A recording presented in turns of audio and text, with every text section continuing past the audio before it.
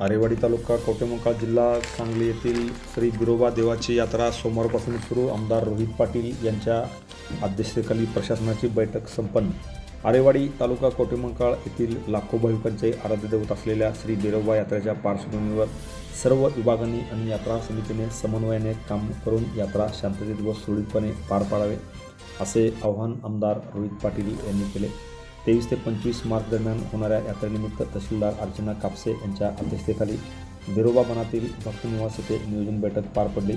यावेळी पोलीस निरीक्षक प्रवीणकुमार कांबळे, पंचायत समिती सभापती सिंधुताई पाटील, जिल्हा परिषद सदस्य दादासाहेब कोळेकर, पंचायत समिती सदस्य रविकरण घागरे, उपसभापती वामन कदम, बाजार समिती सभापती महेश पवार यांच्या विविध विभागाचे अधिकारी उपस्थित होते.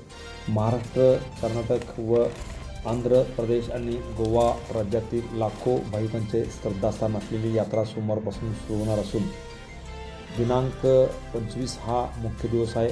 यात्रेदरम्यान 5 दिवस मद्यविक्री बंद ठेवण्याची मागणी देवस्थान ट्रस्ट व यात्रा समितीने केली आहे.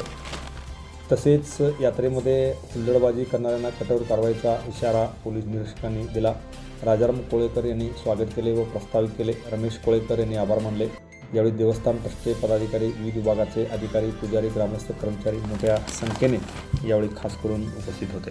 Press the bell icon on the YouTube and never miss another update.